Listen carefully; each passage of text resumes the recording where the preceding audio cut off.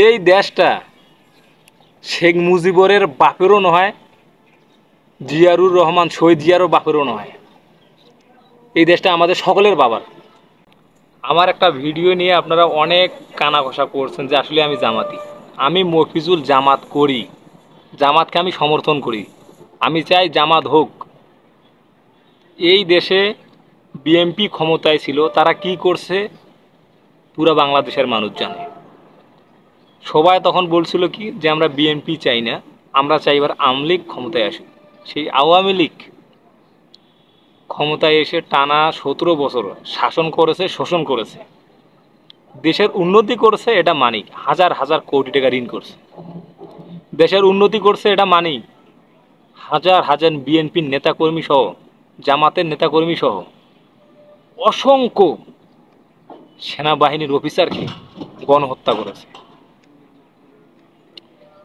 আমি আমার মন থেকে চাইতেছি এই দেশে কোনোদিন যেন আওয়ামী লীগের কোনো অস্তিত্ব না থাকে। বঙ্গবন্ধু দেশ স্বাধীন করেছে, বঙ্গবন্ধু দেশের একজন সম্মানী মানুষ, সেই সম্মানটুকু শেখ হাসিনার জন্য বিলুপ্ত হয়ে গেছে। তিনি আয়নাঘর বানাইছে, আয়নাঘর বানিয়ে দেখেন কিভাবে মানুষকে নির্যাতন করেছে। এর মধ্যে সবচেয়ে বেশি যাদের হাত আছে তারা কারা জানেন? আমাদের এই র্যাব বাহিনী। যেখানে র্যাবের ক্যান্টনমেন্ট সেখানে আয়নাঘর। তারা কি জানতো না এসব? অবশ্যই জানতো, কিন্তু তারা কোনো পদক্ষেপ নেয়নি। শেখ হাসিনার জন্য 99টা মামলায় যথেষ্ট নয়, 99,000 মামলা হলেও বাংলাদেশের মানুষ শান্তি পাবে না। তাকে 1000 বার যদি ফাঁসিতে ঝুলানো হয় তবুও বাংলাদেশের মানুষ শান্তি পাবে না। কেন পাবে না জানেন? দেশের আয় উন্নতি দিয়ে কি হবে যদি মনে শান্তি না থাকে?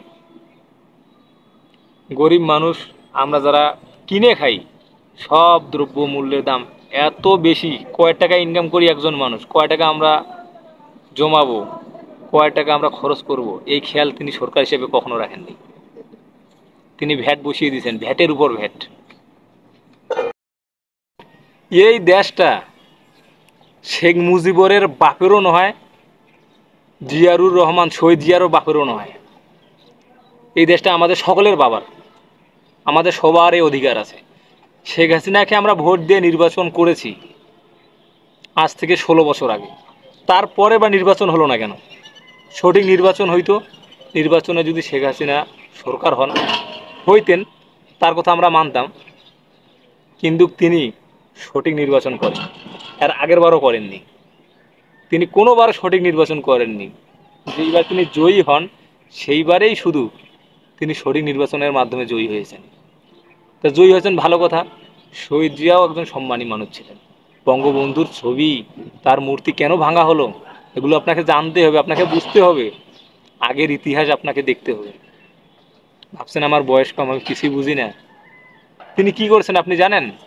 তিনি যেদিন জয়ী হন সেই রাতেই শুরু হয়েছে সমস্ত জিয়ার যত স্থাপন আছে বিএনপির সমস্ত কিছু ভাঙচুর, লুটপাট, যত বিল্ডিং আছে অগ্নিকাণ্ড ধরানো হয়েছে, তার যে বড় বড় ব্যানার পোস্টারগুলো ছিল সব টানিয়ে নামানো হয়েছে।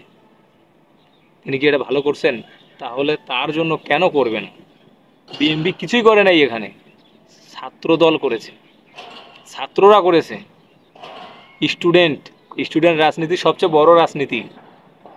এরশাদ সাহেব একবার বলছিলেন না, এরশাদ সাহেব একবার বলছিলেন যে ছাত্ররা কিসের রাজনীতি করবে, সেই এরশাদকেও কুন্দুক নামাইছে এই ছাত্ররা।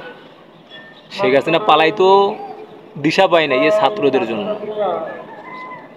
আমরা চাই দেশে বিএনপিও না থাক, আওয়ামী লীগও না থাক, দেশে হয় ডক্টর ইউনূস স্যার, তিনি একজন নোবেল বিজয়ী মানুষ, তিনি সুদ খায়, গ্রামীণের একজন মালিক তিনি মনে করেন, কিন্তু তিনি মানুষ ভালো, তার আচরণ ব্যবহার ভালো, তিনি গরিবের মর্ম বুঝেন।